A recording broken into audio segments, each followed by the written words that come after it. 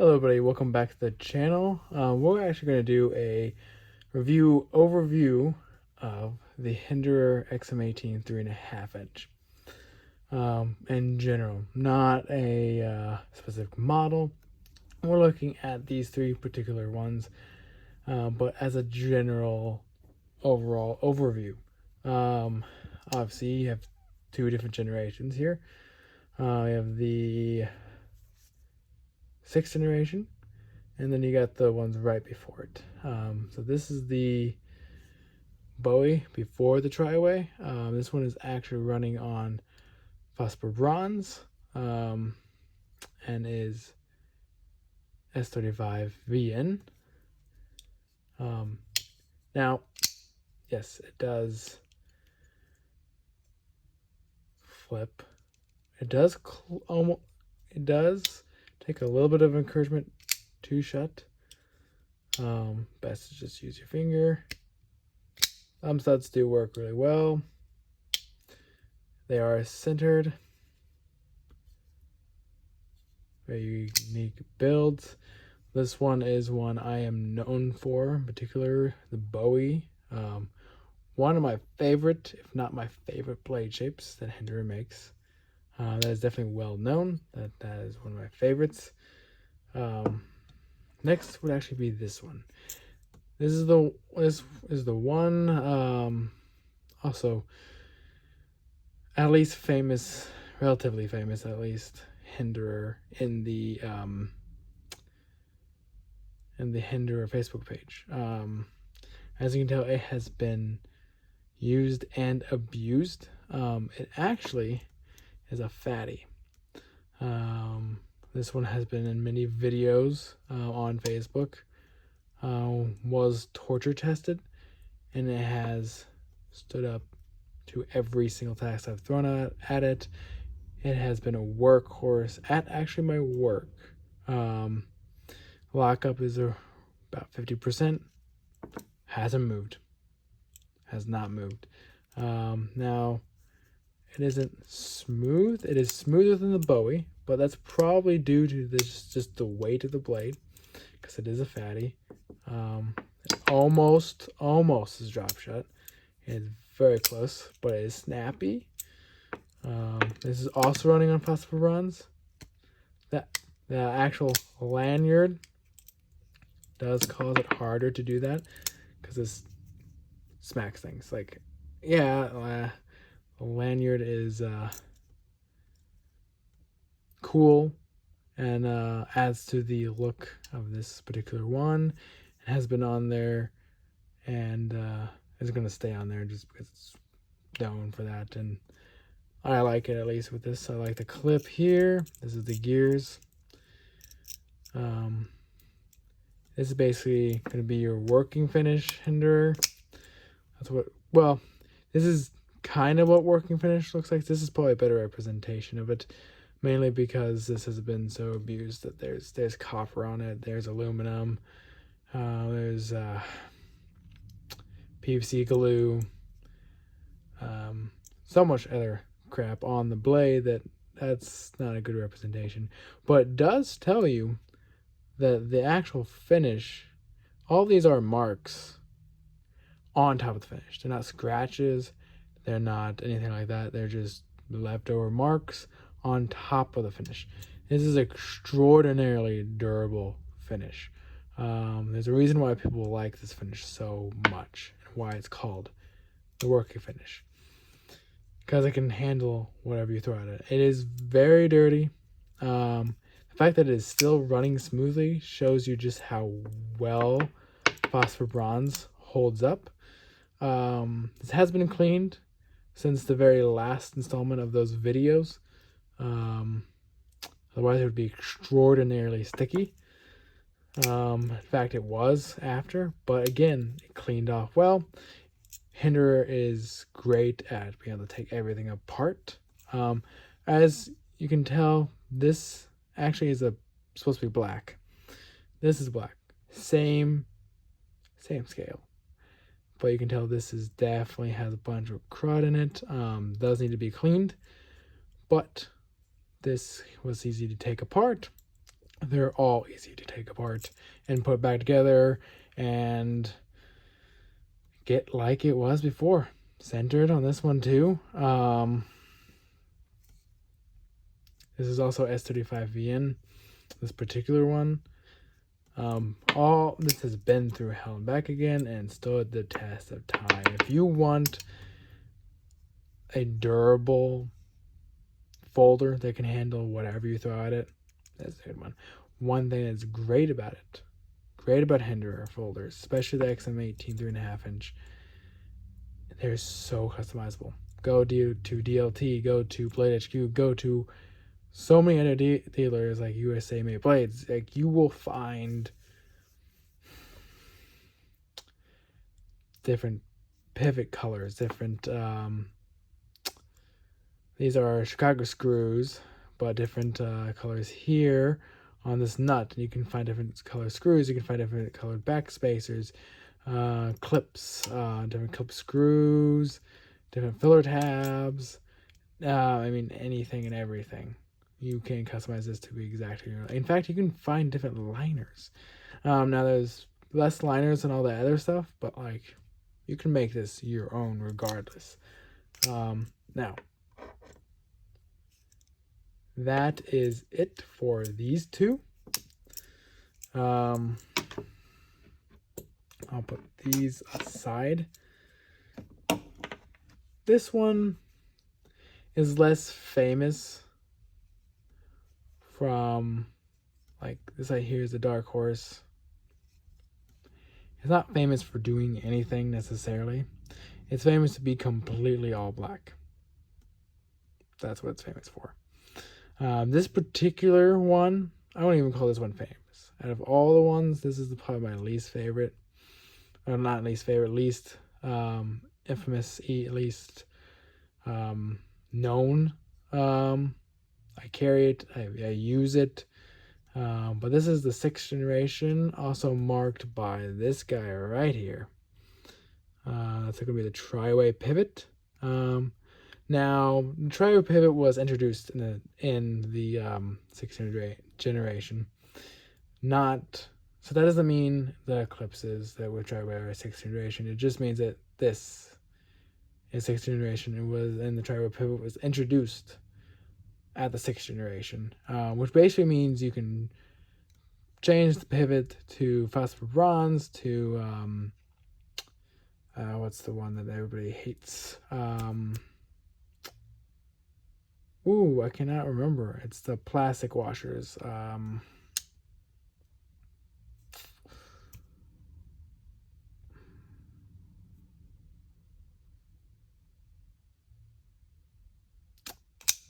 Why can I not remember?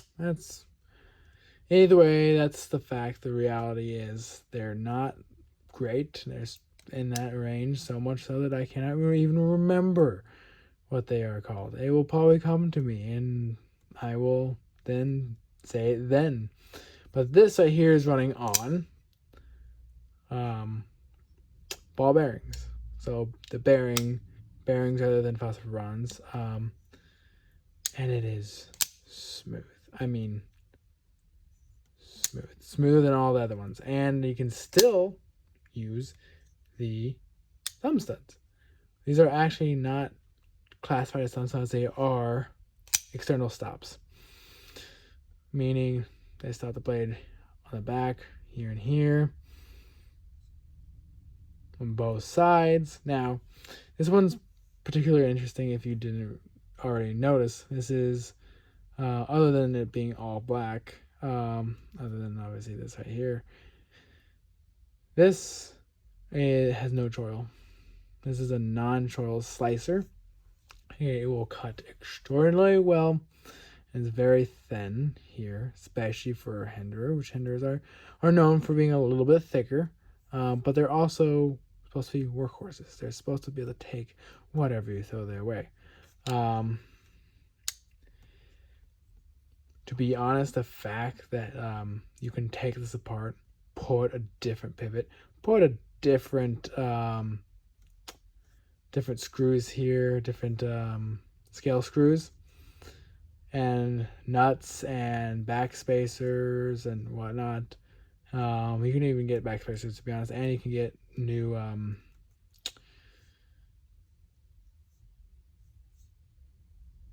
barrel spacers. You can get new barrel spacers, different colors, and it still goes back together perfectly fine and perfectly smooth and centered, by the way.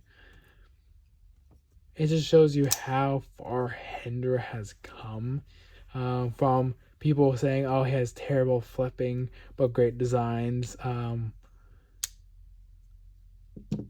this with the fantastic flipping action, the good, or in fact, some would say this is some of the best, if not the best, ergonomics.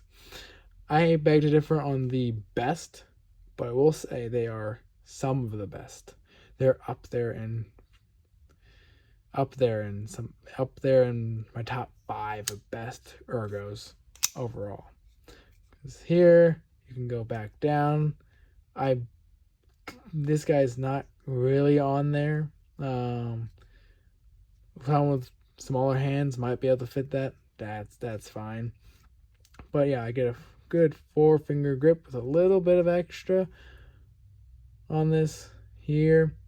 Obviously with this one I can't choke up, but with the other two, like let's say the fatty here, I can go here and choke up. Now, I don't do that only because it's a little bit too close for my own comfort of cutting my finger.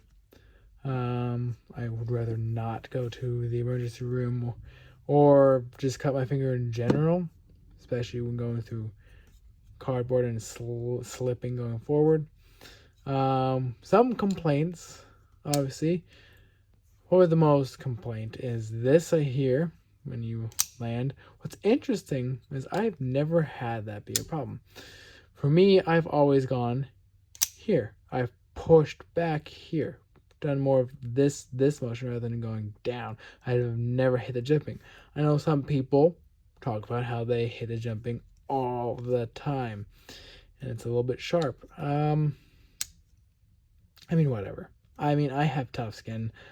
This doesn't bother me one bit. Not at all. And especially with gloves. I don't notice it. I know it's a little sharp for some people. So there is jumping here. People have always asked, why is that? Well, if you can actually flip it using the jimping. Now, it's a little bit harder on the camera, but you can use it. Here, let's see. Yeah, it's hard to get on camera, but you can use that. You can also do light switch, push button. Light switch and kind of going into it, not necessarily on there, but into it like this. Right here, using your kind of how like curve your finger, getting that in there rather than pushing on here. Boom. And you don't hit the pointy flipper tab. The people like if you're just on a ladder, boom, and then you cut something, there's a good chance you're not going to have the conscious thought of, oh, I'm going to do this instead of this. But regardless, I don't have a problem with that, and that may just because I'm in trade, so I'm constantly getting dirty, cutting my hands on random things. My hands are just a little bit thicker than probably most people, especially people in like an office setting, and that's fine. I'm more used to it, but the reality is like anybody that uses the Hinder XM-18 and uses this flipper will just get used to it. So it's not like if that's the only nitpick I can possibly have, but the nitpick based on other people's setting, not necessarily my own. Now, let's just do some quick size comparisons for everybody there. Because my camera is at a slight angle, I'm going to do this. Here, this is the Rat 1, and then I'm going to do it here. That way you can get viewpoint. The XM is ever so slightly longer.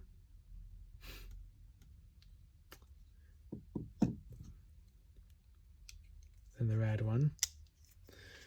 Then I'm going to do a 940. Again, slightly longer. Both the handle and the blade are slightly longer.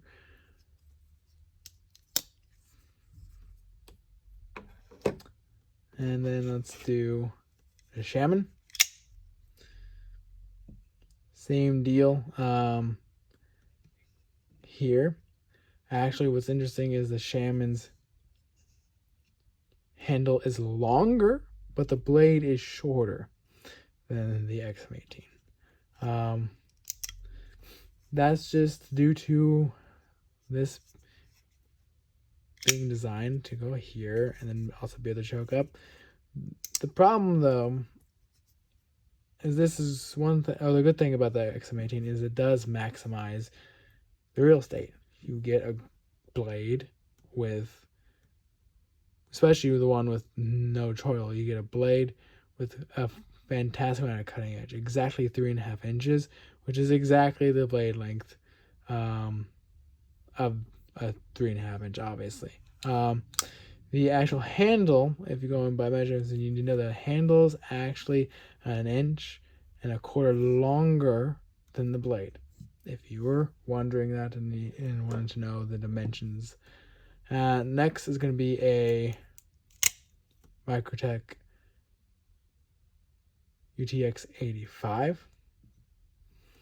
As you can tell, the XM is quite a bit bigger. But then again, this is also known as a smaller OTF. Now, is this a knife for someone in the office? No.